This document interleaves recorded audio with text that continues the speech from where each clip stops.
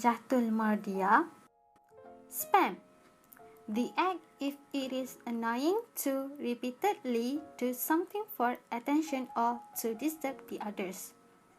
For example, email messages that you did not ask for from the senders that you don't know. How it happens?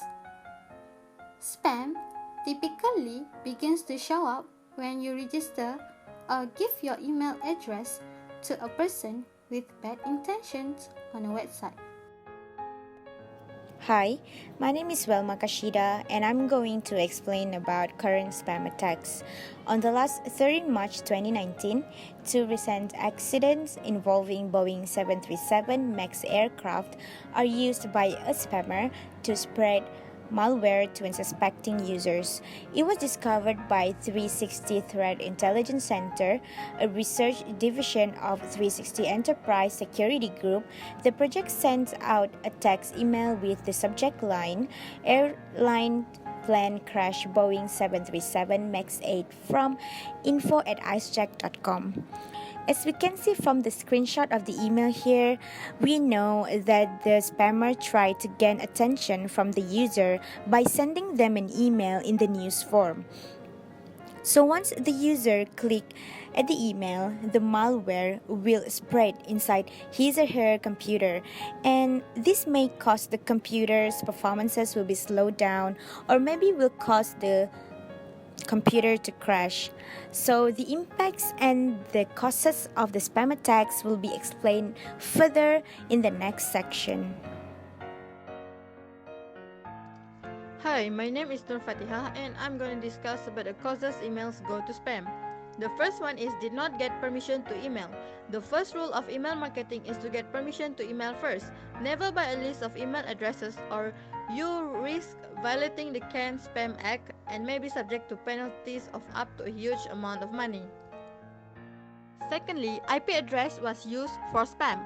For instance, if sending campaigns through an email marketing service, email is delivered through their service. Even if one other customer sends spam, it could affect the deliverability as well. The third one is having low engagement rates. Low open rates or read rates on email are at a higher risk of being flagged as spam. Sending emails at the right time with perfect subject lines and keeping the list fresh are able to increase the open rates. The fourth one is subscribers do not remember you.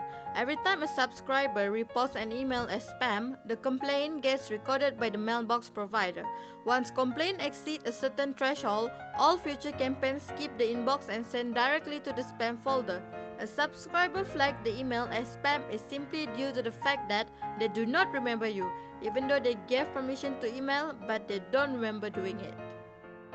The fifth one is have low mailbox usage. In spam filtering algorithms, mailbox providers look at the ratio of active to inactive email accounts on your list. An inactive email is an account that hasn't been used for a long time or is rarely ever used. Hi, my name is Yumin. I'm here to talk about what causes emails to go to spam. The first point would be the subject line is misleading. Let's say urgent, update your information. If something says urgent, it had been better be urgent. What if it's not urgent? And also currently in office, thanks for your order kind of wording, it's also very misleading. Next on, I would like to talk about not including the physical address. Legally, we must include a valid physical address that can be a current street address, a post office box that has been registered, or a private mailbox with commercial mail receiving under postal service regulations. Not including an unsubscribed link will also cause us emails go to spam. No matter how valuable the email campaigns are, it still needs to give the subscribers a way out. If it does not do so, you could get spam complaints or even slapped with thousands of dollars in fines. Lastly, spam trigger words is being used will definitely cause us emails go to spam.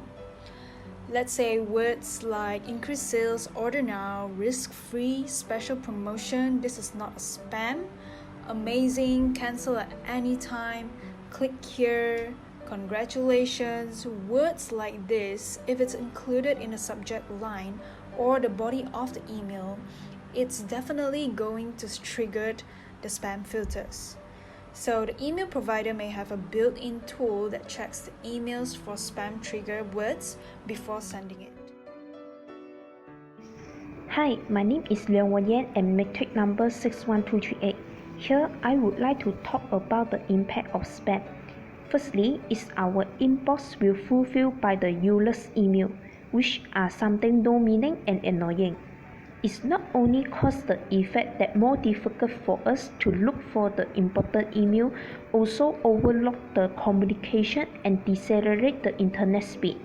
Besides, it also wastes our time to delete the spam email because usually the spam email have a huge amount. If we use 3 seconds to delete an email, for 100 email will waste us 300 seconds. It will also cause us become discontent, annoying, or some important email delete with the spam email together. Hi, I'm FATEEN AFIFA.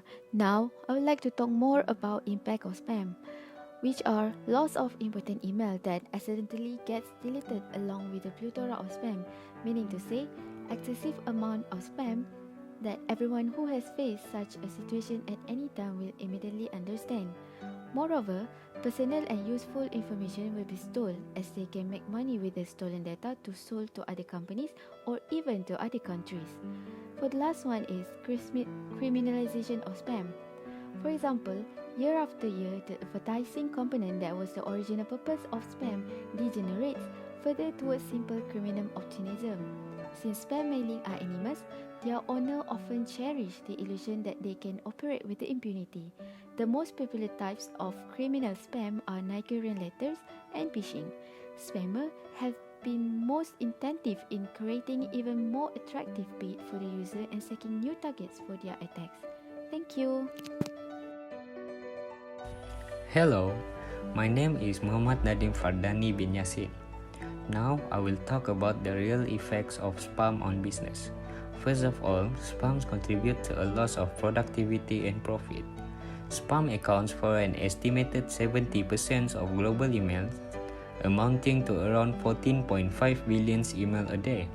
According to Justin Rao from Microsoft and David Riley from Google, spam costs the global economy nearly 20 billion annually in lost productivity, while spammers make about 200 million annually. Next, spam poses legal risks. Statistics shows that sexually explicit pornographic images and messages are on the rise with spam tactics. Two things might happen if employees are spammed at work. First, incredibly offended. Employees can file sexual harassment complaints and a hostile working environment.